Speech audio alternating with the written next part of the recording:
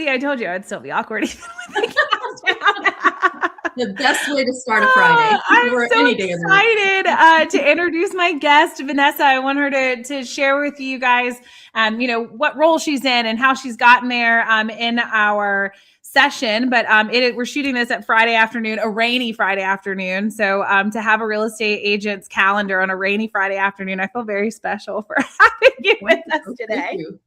Yes, thank you. Vanessa, I want to kick off with a question that I have started. I mean, I'm so experienced in podcasting. This is my 4th recording, so basically a professional. But I want to start with the question that I have asked everyone that's come on. And it is that like self-awareness moment. Like, when did you kind of come to and be like in the know and realize that like you were a leader? For some people, I feel like it's like, you are, I always knew I was a leader. I was, I couldn't wait to take on roles in school. For some of us, it's like it got handed to me and I had no idea what was happening. But I do think that there is a point in all of our careers when we've gotten to the level that you are, where you have to come to terms with, like, I'm not just really good at my craft, I am a leader. And I always love to ask, like, what was that moment for you? Do you remember it? And could you share what that felt like with those listening? I do. And it happened, oh gosh, I think now 14 years ago. I was in a position where I was trying to decide, am I staying in the field or am I going to try to get into not administrative, but in a corporate role for real estate? And I was looking at a marketing department for one company, and I was looking at a branch leader role for another company, well, sales manager, essentially. And I picked the sales manager. I ended up with both job offers in hand. I'm a marketing nut. So I thought for sure, after 12 years in the business, I would go into a marketing department. This would be great. But this opportunity came up as a sales manager, and I took it. And the leadership team was great at developing the managers and all this other stuff. But what hit me was, holy cow, I really have a love of this pouring into people and, grooming and growing and all the things. And I loved it. I had no clue that I would love that. I knew I would be good at it because I understood the business, but I didn't understand how much I would love the developing of people until then. And then it just kind of set a pattern over time. I've been in that role twice for 2 different companies now. And now in the field, I'm back in the field, but coaching because I want to pour into these agents and grow and, doing workshops and all this stuff.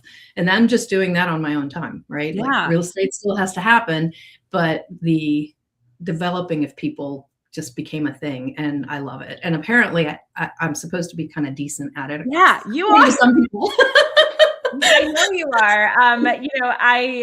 We were just saying before we got started that like we're in the same market. So like we're right here in the Raleigh area. And I think I ran into a session you were leading at Rebar Camp, or you were contributing to. And I was like, man, like this name sounds familiar, but like I don't know her. And I followed you. And that's one of the reasons why I reached out to see if you would come share with our listeners, because just so much high quality content coming, even just from, I'm sure, the small snippet that we see from you on social media.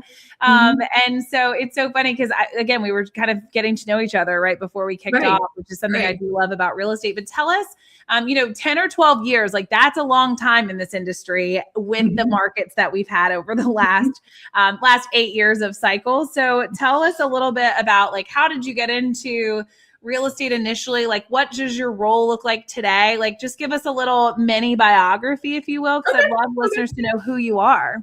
I actually wrote about this recently. So I started in real estate in 2004 and had been in marketing industry, branding industry, all the things. I had my own marketing consulting firm. And at that time, I decided I need to do something that's going to be using those skill sets, but also have the greatest return on my time, because I had 2 young kids at home and I wanted to be there for them when they got home from school or pick them up because they were at a charter school. Right. So I picked real estate after talking to my own agent and got the good, the bad, and the ugly from her. So it's been a hot minute since I got into it, but I loved it. And then I keep evolving in the industry. So I've been an agent solo. I've been managing broker for 2 firms. I've been a team. I had a team for 6 years, and we were all partners. So it wasn't like team lead and people on my team. It was Right. the Triangle Real Estate Chicks with an X. We had I love that. 6 I remember of us. that branding. Yes. And we are still super tight, and we're back in the same good. firm together, but we didn't form a team officially. I love that. And so 2 years ago, when I decided to go back to production, it was for family reasons, but it was under the condition that I could continue to build out the coaching and workshop stuff so that I could get that bucket filled, because this business is so wonderful in that it allows you to kind of explore the parts of you that you want to kind of grow, right? Yeah. And so being able to do that in our own market, like hyper local market, has been wonderful, because I mean, I'm not charging for the workshops right now. I'm just doing it because I want to get out there, and I'm trying to go to small offices just to pour. I did one yesterday, and I came home. I was so tired because it was so fulfilling, right? Because I'm a people person. I have to be around people, but I realized, holy crap, it was exhausting, but so much fun, because when you see people's eyes light up, and I think, to answer your question about how did I know, when I see people's eyes light up about, oh my gosh, I can run a business the way I want to run a business. I don't have to do it the way A, B, C, D, E, F, G does it. I can do it my way. That lights me up every day. If anybody comes my way, I'm like, yes, you can do it your way. There's so many different ways to do it. Absolutely. I think that's a thing that I go back to a lot, not just on our team, because I will go to conferences sometimes, and you'll hear other people's model. And you'll love this. One of the best things, a partner of mine, Kyler Ferris, who runs a big team in Texas, said, he's like, your baby better than anyone. So I can go and I can listen to you share about productivity styles in coaching, and I can listen to how to have metrics that are trackable and all the things. But at the end of the day, like my baby is my baby. I know it very well. And one of the things that we do really well here is that we understand that real estate can meet people in a lot of different places. It does not have to be done one way. And you said the word earlier, you said it's always evolving, and it's always changing. And, it's rare that you get to sit down and have a conversation with an agent that's been through as many markets as you have, and so many evolutions. So I'm really curious to know, do you feel like things are changing at a faster pace? I feel like things are just rapidly moving around and changing. Do you feel like the industry's always kind of been this way? Like what is your take on the changes we've seen in the last 4 years in comparison to your 20 plus in the industry prior to? I mean, if I use an arbitrary date, maybe it's August of 2024. Sure. Right. If I just pick a date out of my hat, maybe it's that one. That's a good date to pick. Yeah, and you're right, because when I started in the business, 2004, we approached that bubble, and the bubble took a little longer to get to the North Carolina than it did. And my dad was in development, and I was in college, and my credit card. And we didn't get hit nearly remember as hard as other parts of the country, but we still got hit. And so seeing that cycle compared to what we've seen the last 5, 6, 7 years is completely different. Now, what I'll say is there's a lot of movement, right, in the last 6 to 7 years, or 6 years, because there's more volatility around not only just COVID, but the housing market did its own little thing that we've never seen. But what I'll say that I think is not dissimilar to what happened during the bubble is that the basics still work better than anything else. So when everybody's getting so hung up on the noise that's out there, if they focus on the basics, the relationship building with the clients, the relationship building with other agents, because I'm a big proponent for collaborating with other agents at other firms since day one, thanks to my mentor back in 2004. So I always get to know agents at other companies. And I've noticed that in the last 5 years, probably because of COVID, and tell me if you think it's the same, the increase of masterminds, because I don't remember that being so prominent prior to COVID, right? I don't disagree. I think that it's interesting because I think that during the COVID market, I said this about agents. It was very easy to collaborate when the market was really strong and it was good and everyone had that dopamine that was like just crashing in all the time. Yeah. I will actually say that I feel like over the last 12 months, a little bit of a decline in some of that collaboration. And I said the people that really love collaboration, we're still collaborating. It got a little harder for some others.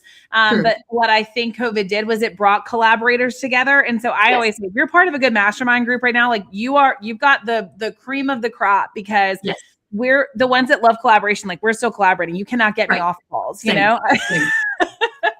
I'll tell you, during COVID, so 2020, I met some folks at a Tom Ferry conference, I guess 2018, and we all started connecting. And by the time 2020 came around, 2021, we started a Clubhouse mastermind group up and down the East Coast.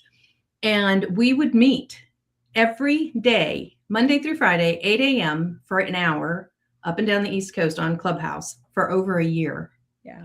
And those have become some of our tightest friendships in the industry overall, because if you've got to run through something that's come up, it's just great, right? But no, you're right. And the thing with the masterminds, that when it was picking up, it was great to see it, but then there were people that were taking advantage of it as recruiting opportunities. Yes. Yeah. Right. Yeah. And that drives me crazy, because my mindset, and I am attracted to these leaders as well, is that it's a servant leadership. 100%. Right. Yeah. There's nothing on the other side of it. There's just not. And so when I see the opposite of that, I run away. Yes. Yeah. And we were talking about this too. I think you can sense that, because obviously I do think agent recruitment is something that is in our industry. I can't imagine it's going away. It's always been there. It's just not been open to, or been the focus of maybe every agent out there, the way that, the cloud-based brokerages have changed that. Yeah. But, I think that the big thing there is, like, we talked about this before we got on, is like authenticity, right? And people know, and your buyers and sellers know, people sense that ulterior motive, or that this is coming from that place. It's really, really hard to mask that. So I think that, again, that's why I applaud, people that are in these groups and this community, because I do think those that are collaborating now, like, there is such like a pure desire for community and collaboration. And we were talking about this before too, like just talking about team building. That's something that I know a lot of our, all of our listeners, because there's so many of them out there, Vanessa, on this, very established podcast. the team building, the brokerage building, right? And this does apply to so many individuals, is such a, it feels like it's this benchmark in your real estate development. Like a high solo producer, there's just this draw of oh, I have to start a team. I don't know how many times you hear people say, I've got to start a team. I got to do this. I'd love to spend a few minutes here with your experience of what do you see in people that makes them a great team leader versus being a really productive real estate agent, and how do you not necessarily bleed one into the other, but what is it that you see in people that you say, what I think, and you talked about pouring into others and seeing that, what do you think it is that makes that solo producer more capable, more successful on the other side of team leadership? What's something that they need to know, kind of grasp, put their heads around, that I'm sure you've seen people fail and you've seen people succeed, and you have a very unique perspective of seeing a lot. We were talking about it at the beginning, right? Because in fact, when we had started our team years ago, I had a team of four of us, and we were all equal partners. Another agent in our market also started a team at the same time, and we would collaborate from time to time just to kind of touch base on how we were growing and what we were doing. And he started his team in a way that he added a buyer's agent, and he added other people, and then he was paying the marketing bill himself. He was doing all the advertising. And within about a 2-year period, there was no more team, because he felt like he was doing everything, and there was not a clear definition of why do I want to have a team? Why do I need to have a team? It was, oh, it's the thing to do, right? And he's an incredible solo agent at the time now. Yeah. I mean, he's incredible. And he had to get a transaction coordinator and a marketing coordinator, and that's really what he needed. But I think with the difference, I've seen another team leader that he would pour into his agents so much that he would grow them beautifully. And then they would get to a production level that they were feeling like, well, why am I going to keep contributing to the team when now I can do it myself? So then they would mosey on, and he would be churning and burning and churning and burning. But he had a heart of gold in terms of how we wanted to pour in. So I think that the thing that I see the most is that desire to grow others, but also have a strong business sense of how to build their own business. Right. Because if they don't compartmentalize, if they don't delegate, then they're always trying to juggle production and developing others. If they have a love of developing others, the ones that I see succeed the best are the ones that have delegated all these other things, so they have the time to develop them. Absolutely. So they're not doing as much production. Maybe they have the TC and their own buyer's agent, so they can pour into others. It just, it varies. It's a full-time job. I think that's the thing. Absolutely. Is like, it's not, I'm a sales agent and a team leader, and I'm still in the same job capacity. Like, it is an entirely second job that you have to launch off the ground, figure out, screw up, break. Right.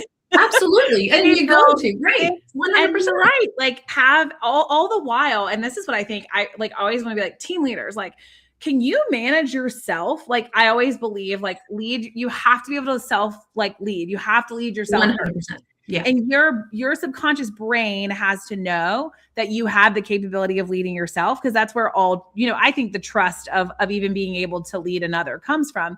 But like, you think about this, and you've been in these roles. We are talking about agents who are 1099 contract employees. Right. I have 40, some of them. I can't tell a single one of them what to do. I cannot tell them what to do. I cannot say, you will be in the office. You are going to make these calls. You are going to do X, Y, and Z. I have zero legal ability to dictate to them what they do. I say, if you want to get good at team leadership, go spend a year volunteering somewhere, managing volunteers. And that will help you. Yes, it'll humble you quickly. Yes, because that is what it is. And I want to go here, because this is something that's really important to us in our organization. And I want people to hear it, because it does stem from that Zig Ziglar. If you can help someone get what they want, you'll get what you want, right? I live by that every single day. But we talked about this earlier. If a team is built around a desire for sales, and that is what is driving every element of the vision, the mission, the core values, if everything is driven behind sales, when you have these months that we have where there's not as much going on, what's left? And for us, it's always been our culture and our community. Right. And ours has always been bound by leadership. What do you think are some of those essential elements for aspiring team leaders to build strong community? You've built communities. I've built communities. What do you find becomes so crucial in community building? You have to meet them where they are. I'm a big believer. They need to feel seen and heard. We know that this business, it is a lonely business, and it's even lonelier when you're in leadership at times, right?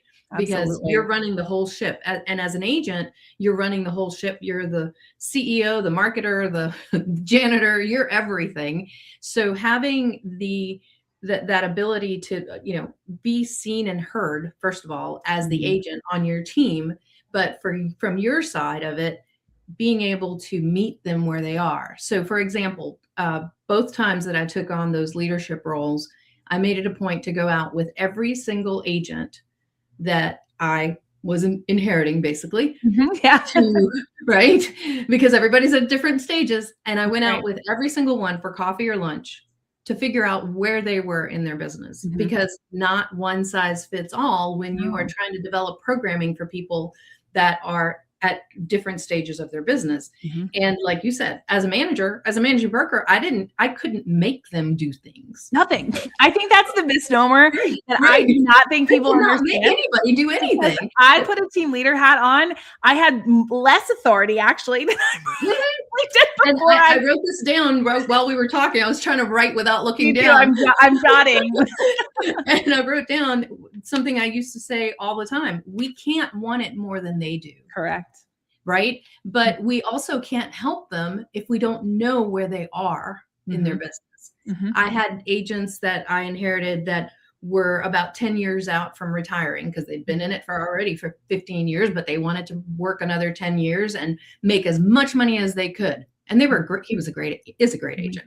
But then I also had agents that were like, you know what, if I sell this much here and here, I'm okay. I'm going to come to the sales meetings. I'm going to be part of things, but I'm not trying to rock, a sales. I say all the time, I've got moms that want to pay for Disney trips without any guilt. And I have moms that have to make 3 mortgage payments because they are buying investment properties and they're sole breadwinners. Like excellent. I have both of those. So you have a little bit of everything. So you have to be almost a chameleon as a leader to be able to meet everybody where they are. Right. Yeah. Because you can't also ignore someone just because they are only trying to coast by, right? You still want to engage with them. And I think that for me, one of what I always ask people, like, what's your superpower? But if I had to apply it to myself, is that I try to diligently meet people where they are consistently. Yeah. Because people need to feel seen and heard, especially in this business. Absolutely. Unmet expectations are the root of all misery. And so and when I talk about scaling, I give this presentation, I talk about four things that I believe have to be subtracted for you to scale a business. Because everyone thinks that scaling, it's such a buzzword, is like adding things. I have the hard way learned that scaling only happens when you subtract things. And so for aspiring real estate leaders, I think that it's memory and guesswork. And both of those things are, can be very applied in your transaction processes and systems processes back end. But the two that I think we struggle with more, hero behavior and founder dependence. And hero behavior is one that if I don't have clarity on what you want to do this year, and I don't know why, 5 levels deep of why, which is what our business planning is set up to capture, I literally can just only assume you want to make what every real estate agent that is not high producing says it's $100,000. How many times have you had an agent tell you they want to make $100,000? Absolutely. It's like the number that gets pulled out of the hat. So I used to operate that every agent, to be successful needed to see those 6 figures come through or else it might not make sense.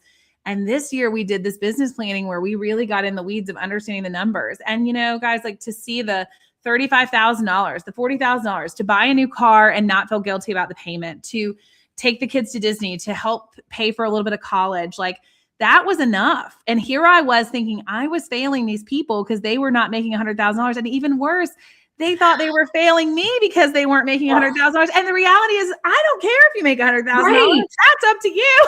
And you didn't care. Yes. So we're just sitting there. Understanding that. Yes. And how many times do you see agents, and we're going to go here because I think it's an important thing, walk into an office, walk into a brokerage, and basically be prescribed a plan of action or a what they should do or what real estate should be. And how many times do you see people that? Do you think that's why we have an 87% attrition rate? Because we're just prescribing and we have no idea who we're treating? We're prescribing and we don't educate before they show up. And even when they show up, we don't take that opportunity to show them how to actually run a business. Yeah. Because the prescriptions that we're giving are these, 90-day plans, 60-day plans. Yes. But everybody comes from so many different walks of life that I had an agent that came from the nursing world. Actually, I've had several over the years. Yeah, they're fantastic. And, they come from the nursing world and then they don't have a lot of experience with the basics like Microsoft Excel or Word. Exactly. I have a girl right now that owns nail salons. Like she couldn't copy and paste something the other day. Right. And so you know what? She has a lead from TikTok because she's awesome and she's putting herself out there. And I'm like, we don't need to know how to copy and paste. We'll figure that out for you. Right. But I think it comes down to, you're right. There is, and that's one of the reasons I'm so attracted to the style of coaching that I went to when I went with Mike Staber, because it's individually based. It's not a program based. You will have to figure out what it is that you want. And one of the things, if you're good with me sharing something real quick, that why you were talking about, right? 4 questions that I ask every agent when we are sitting down to talk about their business, why are you showing up every day? And that why, you gave me a whole bunch of examples, right? Yeah. The school, the Disney, those are the things that are going to get you out of bed. Simon Sinek, he's the best at that. Yes, they're going to get you out of bed. And so you're going to be more motivated to do the things that you have to do for your business. If you told me I had to make 10 phone calls a day, just shoot me now. I won't do 10 phone calls a day. I need to be in front of people, right? My first year in real estate, from April to December, I did 26 open houses. That was in 2004, by the way, not recently, 2004, because I loved open houses. That was my way of getting in front of people. But what I also ask agents is, what do you want? Tell me exactly what you want. For me, for a while, it was listings. I want more listings. Mm-hmm. So that meant, and you said this earlier, sometimes in order to accomplish more, you have to subtract something. Mm-hmm. So if I say I want more listings, that means I have to say no to a buyer that wants to buy in Wake Forest. Right. I don't even know Wake Forest. I am so geographically I might as well be going to Virginia, my friend. Exactly. Like when my cousin moved to Wendell Falls, I was like, enjoy Virginia. Like exactly. Right. And so then I asked them, how are you going to accomplish what you're going to do? So you got to make a plan, and then by when. And then you have something actionable. The 12-week year we were talking right before we got on, right? That is an excellent way to approach it, because then you're working in 12-week buckets. Right. That's my favorite way to operate. It's perfect for the little ADHD squirrel brains that I feel like do make up a lot of our real estate population. I mean, it's a prerequisite. It's a prerequisite. Control freak and ADHD. Those are the two. 100% perfect. I completely agree. It's so funny because we, Simon is one of my favorite authors, and he covers his style of writing, he just covers so many things. But one of the reasons we did build out our business planning the way we did, we wanted to go 5 levels deep on why. And I really, like, my hair is starting to stand up, because every time I share this with audiences, I always just get so excited about it, because the reality of it is for my agent that is going to have to do 40 transactions this year to to continue to live life the way they want to, versus my agent who just needs to sell 4 or 6 homes a year. If you go 5 levels deep on the why, and you get past the Disney and my life will be a little bit more comfortable, I think that home life will feel better. Like when you get to 5, everybody's has to do with self-worth and value, and the stakeholders that are going to be impacted if they're successful or if they're not. And I always get chills saying that, because I think that is something that we all have in common. So if you're a hobbyist on the call with maybe aspirations to do more, or you're a burnt out, tired real estate agent, team leader, brokerage owner, I think the thing is, like, we all are very much driven by that self-worth, that ability to put more into the world than we're taking out. And then what that means for the stakeholders around us if we're able to be successful. And so I think sometimes we do overcomplicate it, because we're trying to say, do the 30, 60, 90, do this. And we really should be speaking to that person to say, let me develop you, right? Where and are the you? will come. Yeah. Meet them where they are. You just gave me chills, because I remembered a story from a few years ago where I'm sitting with an agent. It's around the holidays, and she's had a haphazard year. Like, she would have a closing and then she'd go a couple months without something. She'd have those dry spells, right? And they wanted to buy a bigger house. They had a whole lot of different things going on. And so I just flat out said, what would it mean for you to have an extra $5,000 a month, which is essentially like a lower price. This was several years ago. So it was maybe a $300,000 house price point, right? Where after splits and all of that, 5,000 to 7,000. Let's just say that. What would that mean for your family? And she started crying because she said, it would mean we could take a vacation and plan one and not have to worry about whether we could afford it.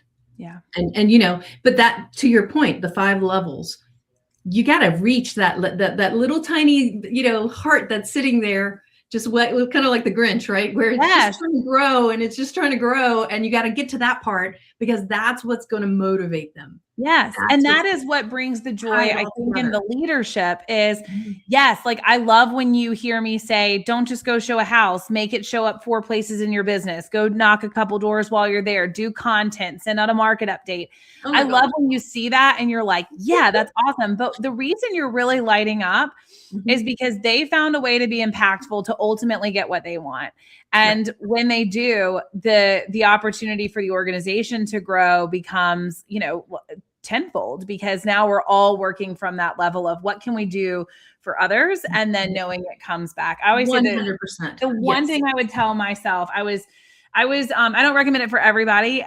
You gotta be kind of crazy. I think I was. My husband doesn't work, so I am sole breadwinner for perspective. When I started the team, I said, I'm going to get out of production as fast as possible. Not because I knew that the money was going to be there. I said, I'm going to take the pay cut to figure this out at the highest level possible so that we build something that is less likely to break. And it was amazing. It was terrifying. Please, like, I'm sure. Believe you me, it was freaking scary. Salaries, rent, all the things, and like not doing what I'd done and for as long as I did. But I was not focused on the profit. And it's really hard in today's world because everyone will tell you, profit first, take care of yourself, pay you. I can say this. That's the one advice I'll go back and tell myself. Do what you did. Don't worry about it. Don't worry about it. And that's coming from a sole breadwinner who has a large family and not a lot of backup plan. But I do think that that's so important. I think a lot of early team leaders, there's so much talk around make sure the profitability there is there, all the things. But I think it goes back to like, if you can help others get what they want, you can get what you want. I'm not saying make poor business decisions. I'm saying that it cannot be, I think, the first priority out the gate. Just like any good startup, just like when you first started being a real estate agent, profit was not driving you, right? That's why we were vacuuming houses at 9 p.m. and paying for fridges when we made down wallpaper on our contracts. Taking down wallpaper on a first listing in a bathroom. Yes, and I think we forget that. We forget that we were very, very eager to serve and to prove. And so when you step into leadership roles, I think you have to remember, I need to have that servant heart as well going into that, because I do need to give grace, because I don't know all the things that I'm doing right now. Well, and a lot of people following my lead. One of the mindset shifts that I had when I took on both of those leadership roles was that basically the agents became my clients. Yes, they are your clients. They are my clients. And I treated it that way. And I took personal accountability for making sure that when they are in the beginning of a process, the first offer, I'm there, or I was there through that process. And one time at 8:00 at night, because the office happened to be 5 minutes from my house, I sat with that agent while she put her first offer together at that office. And what somebody else, you're crazy. What are you doing? Well, if I show you how to do it right the first time, if I'm with you, not show you, if I'm with you, and then I'm with you the second time a little bit also, by the time you're at your third one, you can fly. Because to your point earlier, there's a lot of self-awareness for an agent as their impact on the world, but confidence is one of the biggest things that trip up agents. I don't want an agent dependent on a leader. I want the agent to fly because of the leader. Right. That's the key, right? Right. Because when you're dependent on the leader, how are you going to lead yourself as an agent out there? That's right. You got to call. Right. And I'll tell you, I learned that. I have to give mad credit to this person. He's retired these days, Tom Gongaware. He used to be with Alan Tate. And when I became a sales manager, I used to call him a lot because but what do I do about this? Because it was my first time in sales management for real estate. And somewhere around the 6-month mark, he kind of just nudged me and he's like, figure it out. Call me with the answer you think it is versus the other. Yes. And I'm like, oh. And so that's how I learned to do that for my own agents. If they had form requests or form questions or whatever, read the form first, then call me, because 90% of the time you're going to answer your own question. Absolutely. Because I'm trying to build confidence. That's the leaders. If you can build confidence in your agents, you will have an amazing office. You will have a retention rate that would be ridiculous, because they just want to feel confident about the business they're doing. That's it. I say that about consumers. I think the number one thing they're looking from us is to reaffirm that they've made good decisions. Agreed. I always tell my sellers when we go to list a house, I say, look, guys, I want you to recognize you made a good decision buying this house 4 years ago. Yes. Look what it's done for your family. Even in cases where maybe the money doesn't look like we thought it was going to look, or something in life has changed, you're always going back to reaffirm that good decisions have been made, because that really is what people are looking for. And I think we miss that. You've said this word a couple times, and I wanted to jump back because you just credited yours. I was thinking about how crucial it is to have great mentorship in this business. Mm-hmm. I started at a local brick and mortar franchise office. Terry Ray was my first mentor. Oh, fun. I don't know how I got so lucky that Terry was my first That's mentor. amazing. I'll have to send her this to make sure she listens to it. Like I have a handwritten card from her that like is in my purse every single That's amazing. day, because I just think how lucky and how blessed was I to have someone that saw something in me before I saw it in myself, because I did not. What would you say to an agent who is really eager and does not see it in themselves yet? And I think that's very admirable that you don't. I think imposter syndrome is a little bit of a safety. It's a little safety thing. I feel as though, like, what would you suggest? How do you find that mentor if you don't have that in place? If it wasn't just because your brokerage was so great to hand you a wonderful mentor, what would your suggestion be for going out and seeking someone that could mentor and guide your business? Well, and here's the thing, the mentors can come within the business, but they can also come from outside of the business, right? Yeah. So if it's within the business, I would say at least get involved in some of the Raleigh Regional Association, because you might meet some people there. If you're at a brick and mortar organization, pay attention to some of the, I say this all the time. Actually, it doesn't matter whether you're brick and mortar or not at this point. Right. If you are looking for a mentor and you're trying to learn more about how to do this business the right way, or just see other people that are doing it in a way that looks interesting to you or intriguing to you, pick up the phone and invite them to coffee. Yes. And ask them some basic questions about, why did you get into the business? What do you enjoy about the business? And at some point, if you do that often enough, you will click with somebody that will take you under their wing. I mean, they will, because I know for a fact that I can say this to anyone.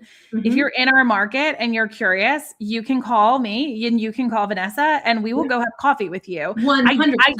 I don't feel like agents understand that, like, this is a real thing. And this is the expander. This is how you actually grow. There are so many of us that has been our story, and we are so eager to turn around and give that opportunity and share with someone else. And so I feel like this is like the biggest hack that I feel like, especially newer agents, like they're like, I don't want to bother you. I actually do want you to I want you to bother me. Right. I mean, because even at my multiple companies, I would be in the office as an agent, right? Not even as a leader, as an agent. I would walk by somebody and say, hey, look, I'm trying this new marketing thing.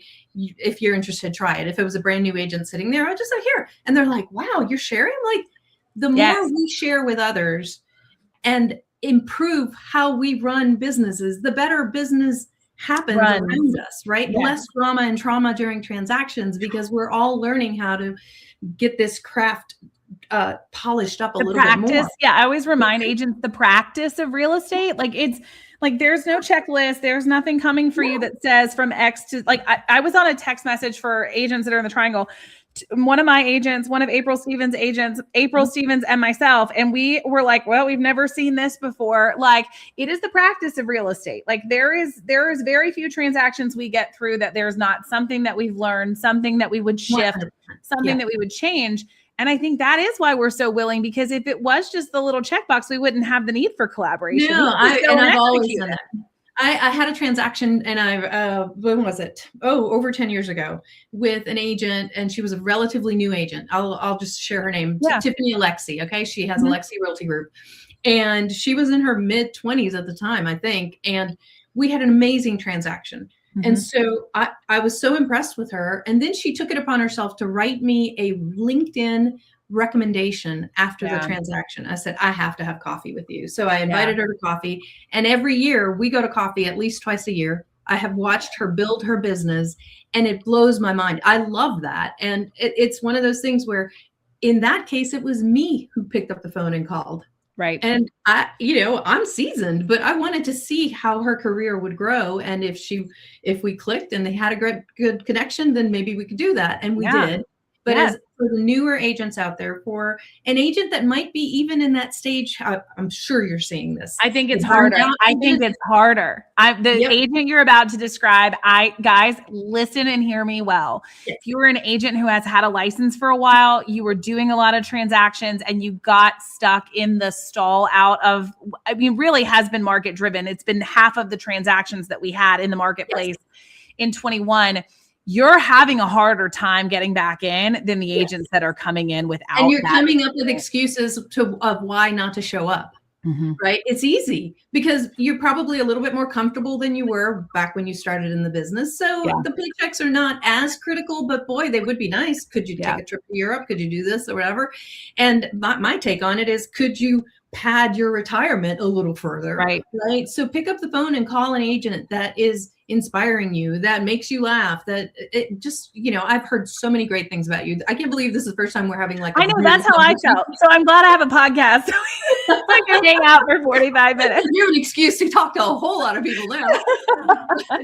I think that if we do that, we come away energized. Like, I know I'm going to be super energized by the time I already am, but I'll be like just on cloud 9 about this. Yeah. Right? Yes. Because when you surround yourself with the people that are still energized about the business or are re-energized for whatever reason, then it's going to rub off on you, right?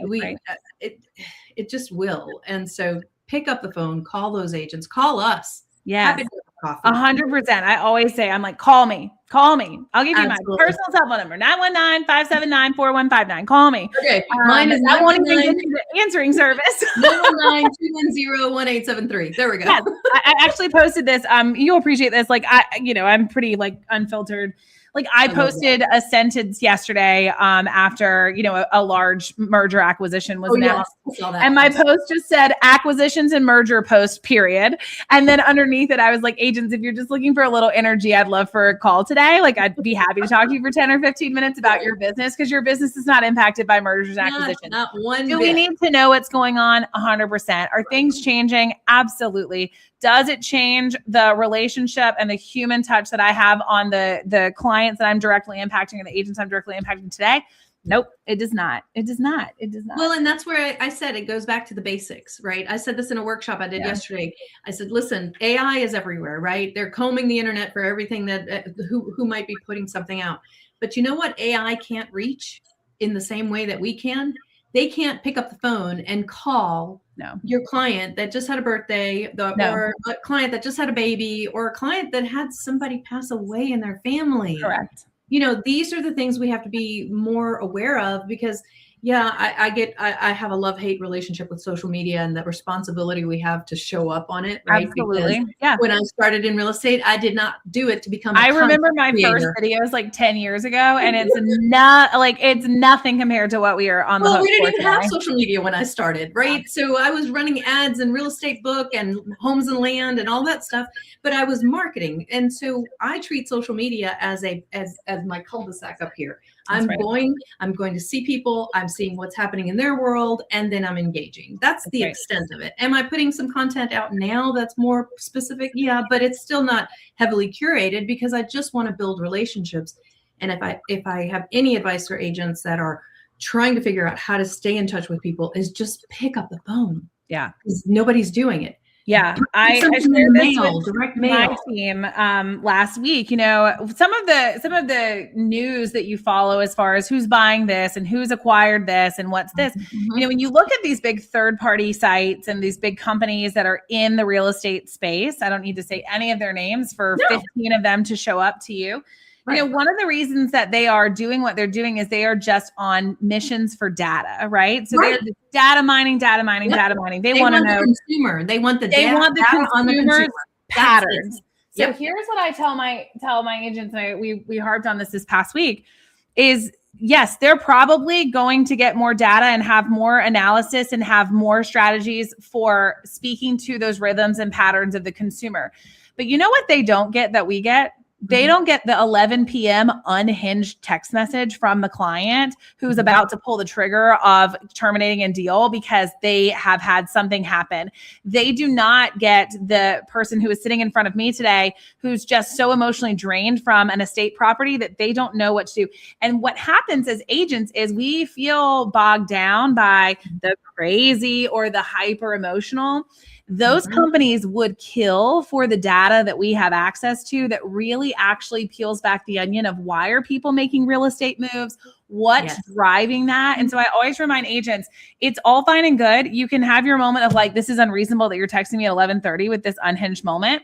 Then you are going to treat the person. But if you're not taking 5 more seconds to understand that there is an emotional need that not just this consumer has, but plenty of consumers have, and you're not figuring out how to solve their problems, you have access to data that Zillow would pay gazillions of dollars to have access to. And it's all yours because you are the human connection, which is why I'm not fearful of being replaced. Me either. I think that they're going to know a lot of things. They're going to be able to predict a lot of things, but those are the moments. And so funny because I hear agents complain about them and I'm like, that is your data mining. Those are your moments to find out what does my content need to look like to attract people that I can solve problems for. Because if you can solve problems, you can get paid, right? Yes, absolutely. And you know what? You're hitting on something because as we translate this to leadership, right? And the leaders that are listening to this, as far as what their agents might need, I talk about this when it comes to social media because the idea overall was always, oh, well, if we're trying to do videos so people can get to know, like, and trust us, but what does the person on the other side of that camera need from us? Let's talk about that. So if we're talking about leaders and their agents that are coming into this mix and we're trying to build them and grow them and all the things, what do they need from us as opposed to what package can we just create, apply to all of them? Correct. It's the reason why you have team leaders and brokerage owners that have the narrative of, I trained them to be great agents and then they left me. No, they left you because your business did not make their business inevitably better at the stage that they were in. And the fact that it's a loyalty thing versus what, all leaders what do you need for your business? Right. Because if you're a leader, you take no credit when it goes right and you take all the blame when it goes wrong. If you don't take anything away from this, that's leadership. Okay, that's it. It's not that fun, but it's true. And so when you have producers leave or your organization goes through changes and it's not something that you anticipated, you don't get to sit there and say, well, this person, this or that, or this or that. It's always what did I miss? What deficiency did I have? And if you can't come in and ask that question, that hat is never going to fit properly because it's I think it's at the core of what we do. It's such a dynamic business. And I mean, I've had conversations with agents over the years where they're looking to make a change. And sometimes, or often, I just say to them, listen, the grass isn't greener anywhere. There is no perfect real estate company. No, I'm sorry, not there one. is not. You have to figure out, and I operate from this position and always have, it's a partnership. Yeah. You are running a business. Who is the best partner for you at this stage of your business? That's right. Because it can change. It absolutely changes. Can change. What I needed when Terry Ray was holding my baby real estate hand and what I needed in 21 when I was selling 55 homes, like showing homes a week after I delivered my twins. Like I didn't need the same things. I know. I always hate to say it. I'm like, I got to tell people this, but this is real life, but like, I didn't need the same things. I wasn't even the same person. And I do think as leaders, I think normal people change 5 to 7 years. You've got really big changes. Some of your values change. The way you see the world changes. In this world, if you're truly around expanders, I'm nowhere near the person I was 3 years ago. I'm nowhere near the person I was 3 years before that. And so to sit here and think that you can just be stagnant in all of it and that, you're not going to require that moment of change, you're wrong. We're not saying you have to make a big brokerage move, but what we are saying is you have to put yourself in rooms, like this one where people are talking about something that is more than just, the baseline or the basics or status quo. Well, and to go back to your question about if you're looking for a mentor, what should you do? one of the other ways to do that is putting yourself in those rooms. Like you said, go to a conference. I tell all agents, it used to be, I'd say 500. Now I tell all agents, you should budget at least $1,000 a year for personal development. Go to a conference. There are plenty that come to Charlotte and the surrounding states, thankfully, where we are. And actually even Florida, you can hop on a plane for $100, $150, right? Go to a conference and meet other people, because your mentor doesn't have to be here, by the way. Right. They don't have to be here. And that even better sometimes if they're not, right? But I think just put yourself in the rooms. That makes a big difference. I agree. I'll be gone 2 weeks in a row between conferences, a speaking engagement, all the things. And back, my dad used to talk about how, you better not be leaving your business like that. Your customers are going to find out you're not, and like, I get it, but I also understand that my agents, my family, my clients, really any of the stakeholders in my life suffer if I'm not in a expanding position, because that's what, that's what's called, I think, of leaders, is to step out, expand, and then be the cause effect for others to see that and want that for themselves. Yes, you have to be pouring into yourself as well. I mean, growth is definitely one of my core values. If I'm not growing, I'm not happy. You're dying. I know. That's the hard part. That's what people don't realize, is that it's not, and I want to outro with this, because you do have such longevity in the marketplace. And I think it's important to hear this. I think a lot of times agents think that there's a day coming where it's going to be enough. It will be enough sales. There will be enough money. I will know enough about transactions. I will be a good enough marketer. I will have enough past clients. There's always this point that we think is on the horizon, that if I can just get there. And if I've learned anything in a much shorter time than you have in this industry, that moment doesn't exist for anyone. I see producers that have unbelievable things at their disposal that are still in the back of cars at events trying to win listings over, that have millions of dollars of passive income a month trying to get a listing in the back of a car. So I think that, it's exactly what you just said. Like, there's not a day coming where it's going to all check and you're going to say, by golly, I did it. You're going to then move that goalpost, and there's going to be the next iteration of you. So it is, how do you find, enjoyment in being where your feet are and learning. And I think it is, I think a lot of it is being in alignment with people around you that bring that joy and energy. Because otherwise you are just a lone wolf, just kind of, constantly moving. And if you're not moving, you are just backsliding. And it's so hard to see an agent that's been in that position that didn't, maybe didn't have to be. I know. Cause I hear that too with the story you just described, very similar, where they're just scrambling. And I'm thinking, why are you doing this? Yeah. Yes. Yes. What you need. But again, sometimes it's that insecurity. Sometimes it's that confidence that if I don't keep it at this level, what if, right? And there's always self-doubt in this. Always. Always. So you're better off just to service, just to do. Yes. I always say, if you do enough business, you're going to run into problems. It's just how it goes. Always. I think that's huge. And, they say 20% of our transactions over the next 10 years will be done by agents that are barely licensed or not even licensed yet. So I think it's a cycle we've always been in. I was a brand new agent who knew nothing of what I was doing. You were a brand new agent who knew nothing of what you were doing. And I think now we're just on a mission to try to speed up the process for other agents so that they don't have to feel like they are irrelevant or, less than a leader than someone that has a resume that looks like yours. And now that I'm 10 years in, I guess I can say a little bit like mine. I keep thinking I'm a new agent. Like you're doing amazing things. You're doing amazing things. And I think that's the fun part about this business, is that it does allow us to tap into strengths that we didn't even know we had, right? And share it with others, because the more we share, the more we grow. I mean, that's why I've been involved with Real Estate Bar Camp for 4 years in a row, because it brings all of us together from all the industries, right? All the companies. It's brand agnostic. So the more we can continue to do that at the individual level or in conference settings, the better. It's all good. Absolutely. I love that. Well, I'm just so grateful that I got to spend time talking to you. Me too. If we had a glass of wine, we can. I know. Seriously. Exactly. It's a great way to wrap up a Friday that I'm anticipating will be a busy one here in the Triangle. It's looking like it's going to be a little busier than it has been. But Vanessa, you are lovely. And I will make sure everyone knows how to find you if they'd like to give you a follow and tap into some of the things that you're offering.